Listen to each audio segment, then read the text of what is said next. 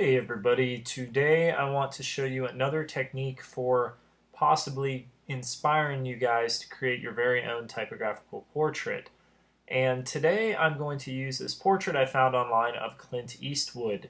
And this is just a drawing that somebody did of the actor, and we're going to kind of use it to our advantage to make a very cool stylized portrait.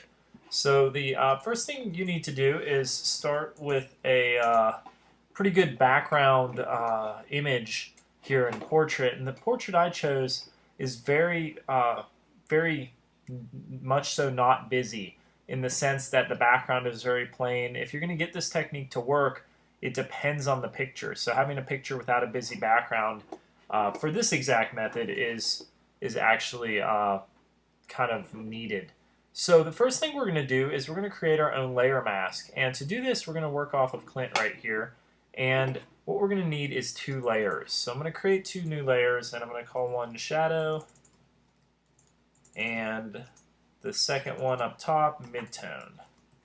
Alright, so we have a shadow and midtone layer now, and we're going to use those layers to our advantage to create a custom layer masks. And the first thing I need to do is I'm going to kind of take those off real quick and go to the Clint layer, make that blue, and go up to select color range. And in color range, basically, you can select different areas of your portrait or your image that you're using. You can see we can get really defined here, all sorts of very cool stuff. We can get more organized, less organized. It looks kind of crazy. But we're going to go to shadows to start with. We're going to select all of the shadows here. We're going to hit OK, and you can see that kind of selects them. And we're going to go to the shadow layer that we've created, and you can see our selection is still active. We're going to go to Edit and Fill. And we're going to fill this with black. Shadows usually are dark. Everything's set. Go ahead and fill it to black. And I'm going to hit Command D, or you can do Deselect up here at the top to kind of get rid of that. And this is kind of where we're going to start with this piece. Now we'll come back and clean this up a little later, and you're going to see why we're going to need to do that in a bit. The next step, we'll go back to the Clint layer and do Select Color Range. And this time we'll choose Midtones. And when we get our midtones, we'll hit OK. We'll go to our midtone layer, and that looks pretty good. We're going to go to Edit, Fill, 50% gray. We're going to fill that with gray. Command D to get out of that. So now what we have essentially is we have a kind of a transparency version of what we had before. But you can see we really just want to focus on the face. So I'm going to erase some of these other areas. So what I'll do here is I'm going to get my eraser tool, and I'm going to go through and, use my bracket keys to change my brush. I'm going to just go through and erase some of this stuff over here. There we go. Let me get some down here. That looks a little better. You can see it's freeing up some areas. I'll do the same in the black. Now the black is a little tricky, mainly because it looks like it has some texture going on. So we can do all sorts of stuff in our eraser. Sometimes I like to get just a kind of more of a crazier brush just to kind of pull some of that texture in. There we go. And I'm kind of just guessing where his hair would be. Nothing very fancy just yet, but just enough to kind of get us some texture. You can also use these new brushes that they have, for instance, this bristle brush, and that will give you kind of artsy strokes as well, or just like other brushes, but again, just gives you that kind of cool feel that you may be looking for. All right, so I'm going to clean this up, just kind of go through it a little bit. That looks pretty good to me. Once I have this, now you can see my midtones and my other levels. If you wanted to, you could add more steps here. For instance, I could do custom. And on my custom layer, I could go back to Clint here. And I did notice when I was working on this, when I grabbed his face right here, it was really dramatic. So I could go ahead and kind of do that and perhaps edit, fill, and we could fill that with maybe gray as well. Just to kind of give us a few more tonal ranges here. So we may use that, we may not. We'll get to that in a bit. just to kind of maybe fill in the gap of what Clint is and isn't. And you're going to see what we're going to do with these. So I'm going to go ahead and highlight all these. I'm going to move them to their own group, and I'm going to call these masks or tone masks. You'll see why in a bit here. Now that I have that, everything looks pretty good here. We need to move on to the next step, and that's creating a large body of text to work with. Now, I'm going to just kind of do this rather messily, and you guys would want to take some time here, but I'm going to say text brush, and I'm going to go and I use this in another tutorial, but I'm going to go down and I have some random text brushes I downloaded, and I'm going to kind of use those to kind of build my piece here. So let's see. 1992 one's pretty good, and I should remember I need to be in black and white. There we go. Keep scale in mind as I'm working. Maybe I'll change it back to this 1896 one. Has some letters in it, that's why it comes out good. That looks pretty good. So we're going to just make a hodgepodge of text.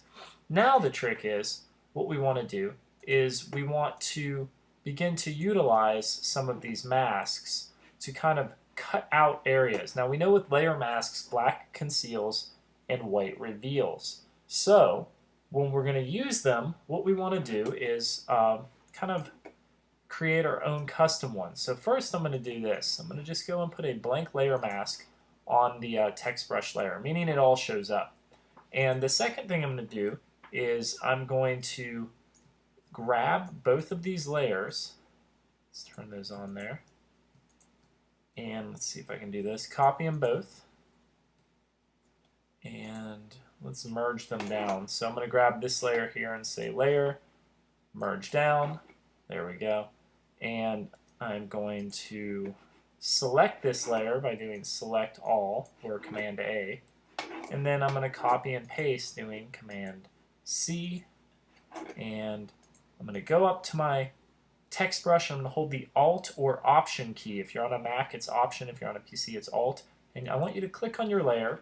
And when you click in your layer, I want you to hit Command V or Edit Paste.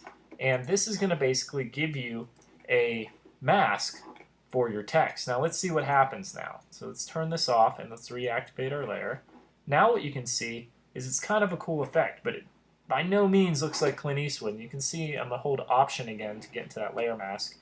You have to click Option to paste that. It's just essentially kind of a very important thing to do here.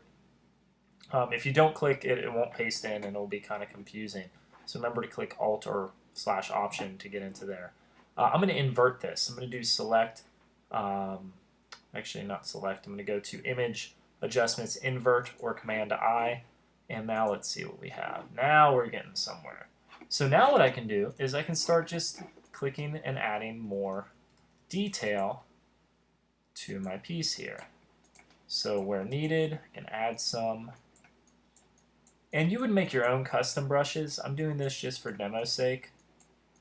But you can kind of start to see Clint Eastwood coming out there. So it's kind of a cool technique. You want to start with a high resolution image, of course. But you can really kind of utilize this technique to your advantage.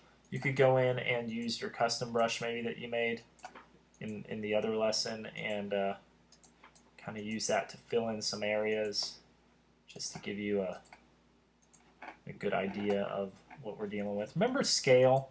You know, scale is really important in here.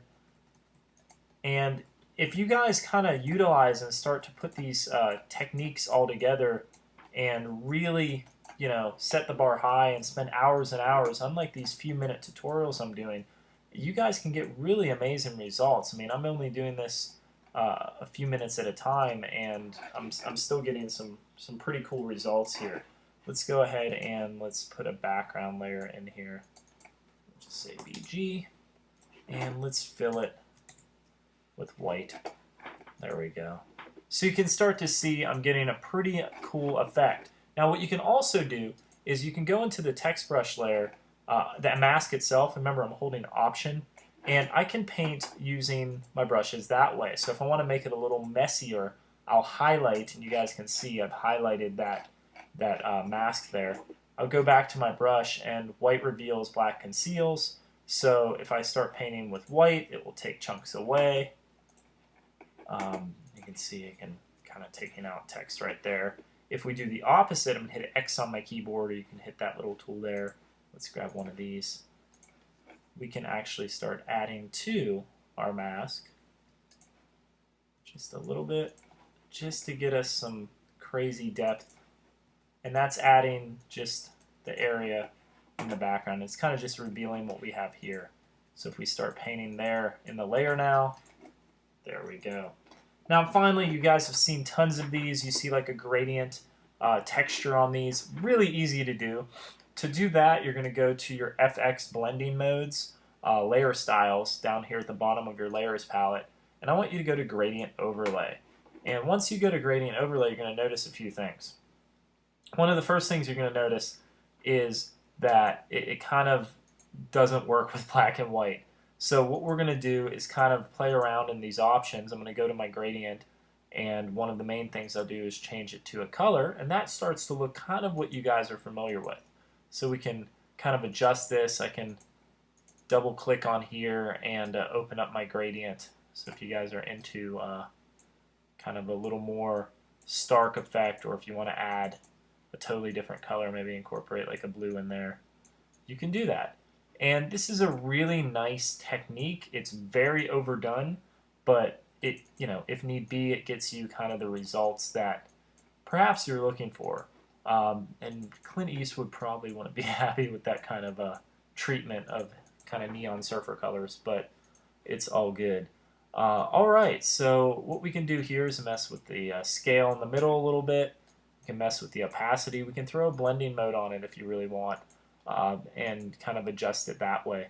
But overall, it's another great technique to kind of get you started on thinking about your typographical portrait. Again, I've done this in a matter of minutes, and you guys, I would hope, spend a little more time on this, but we can easily go from a portrait or a picture to something like this. Hope you guys enjoyed.